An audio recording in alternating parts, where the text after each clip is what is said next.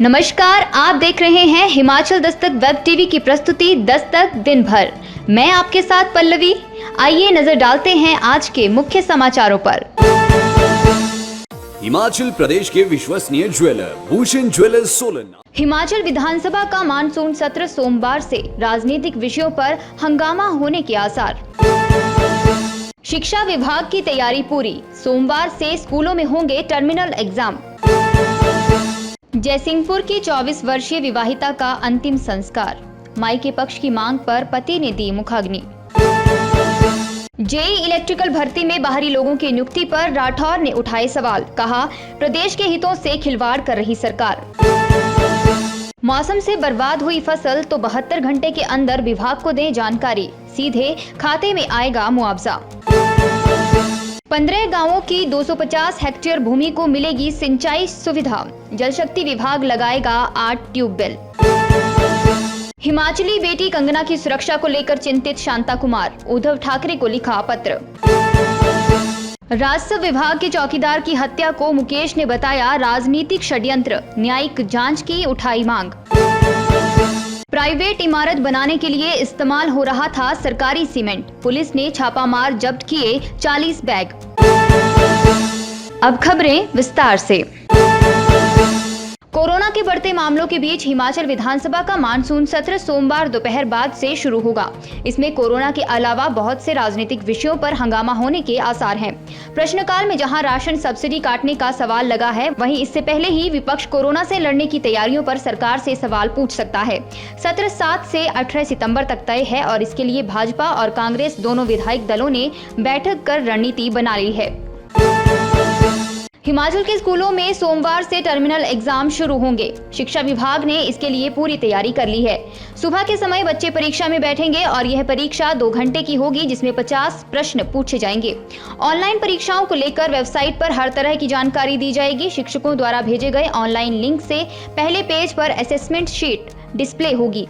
हर घर पाठशाला की वेबसाइट पर ही ये प्रश्न पत्र अपलोड होगा। शिक्षक और अभिभावक किसी भी समय असेसमेंट शीट को डाउनलोड कर सकते हैं। बीते शुक्रवार को कक्षा 9वीं से 12वीं तक 36 विषयों की ऑनलाइन परीक्षा के लिए ट्रायल किया गया था।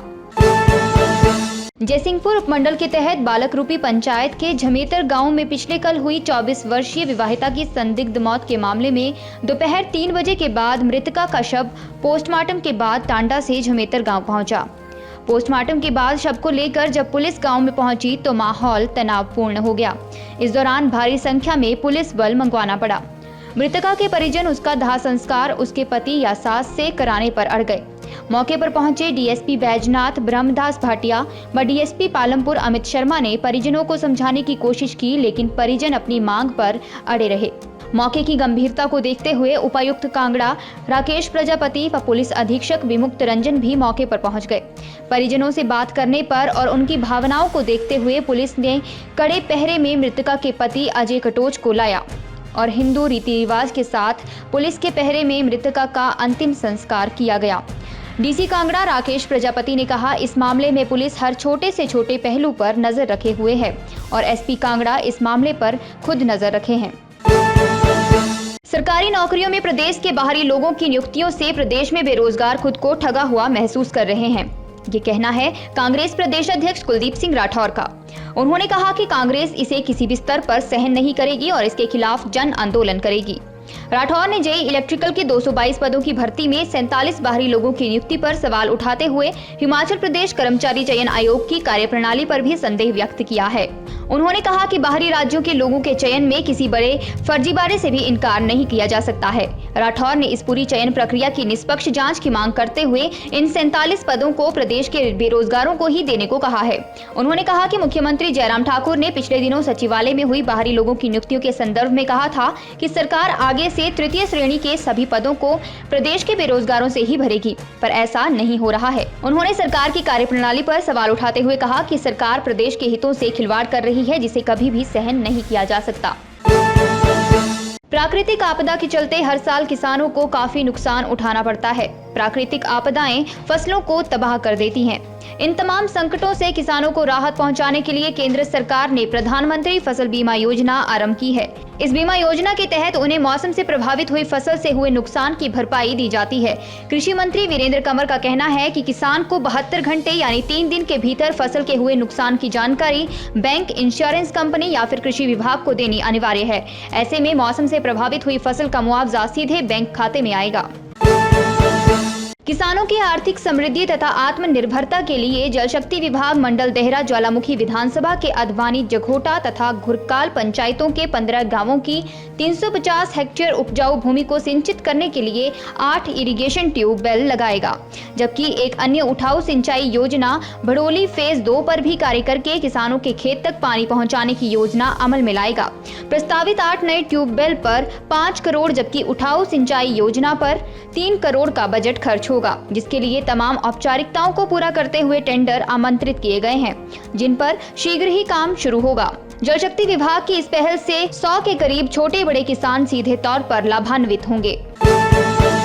भारतीय जनता पार्टी के नेता एवं हिमाचल प्रदेश के पूर्व मुख्यमंत्री शांता कुमार ने महाराष्ट्र के मुख्यमंत्री उद्धव ठाकरे को पत्र लिखकर अभिनेत्री कंगना रनौत की सुरक्षा पर चिंता व्यक्त की है।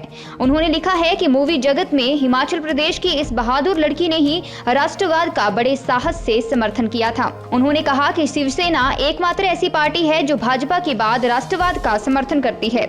इस दृष्टि से कंगना रनौत को शिवसेना की ओर से बहुत अधिक सहयोग मिलना चाहिए। उन्होंने कहा कि सुशांत राजपूत आत्महत्या और उसके बाद उजागर होते तथ्यों से पूरा देश सहम गया है। मुंबई के सिनेमा जगत में और भी बहुत कुछ ऐसा होता दिख रहा है जिस पर बड़े साहस के साथ कंगना रनौत ने अपनी बात कही है। आजाद भारत में हर नागरिक को अपनी बात कहने का संवैधानिक अधिकार है।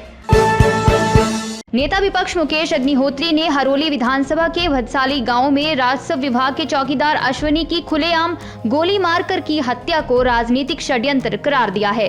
उन्होंने कहा, इस घटना का मकसद तो पंचायत के प्रधान अश्वनी जसवाल को मार गिराना था, लेकिन उन्होंने किसी तरह भागकर अपनी जान बचाई, मगर गोली राजस्व चौकीदार की छाती में उतर गई। मुकेश अग्निहोत्री ने मामले की न्यायिक जाँच करवाने की मांग की है। उन्होंने कहा कि एक मामूली हौदी लगाने के मामले में सत्ता की शह पर सुनियोजित हत्या कर देना बहुत ही संगीन मामला है, क्योंकि प्रधान को घर से बुलाया गया और हथियार खेत में छुपा रखे थे। ऐसे में सरकार को दोषियों और आपराधिक षड्यंत्र में शामिल लोगों को तत्काल हिरासत में लेना चाहिए। उन्होंने हत्याकांड में पुलिस के मौके पर ना पहुंचने और अस्पताल में डॉक्टर उपलब्ध ना होने पर भी खेद जताया। सोलन जिले में परवाणु पुलिस ने एक निजी मकान के निर्माण के दौरान बड़ी संख्या में सरकारी सीमेंट जब्त किया है। जानकारी के अनुसार परवाणु थाना के प्रभारी रविंद्र कुमार को गुप्त सूचना मिली कि परवाणु कामली पुल के नजदीक एक नवनिर्मित मकान का काम करने वाला ठेकेदार अवैध रूप से सरकारी सीमेंट का इस्तेमाल कर रहा है। सूचना के आधार पर पुलिस ने त्वरित कार्रवाई करते हुए मौके पर पहुंचकर तलाशी ली। तलाशी के दौरान पुलिस ने मौके से 40 बैग सरकारी सीमेंट के बरामद किए, जिसका ठेकेदार व मकान मालिक कोई भी बिल व परमिट पेश नहीं कर सका है। पुलिस ने मामला दर्ज कर आगामी कार्रवाई शुरू कर दी है।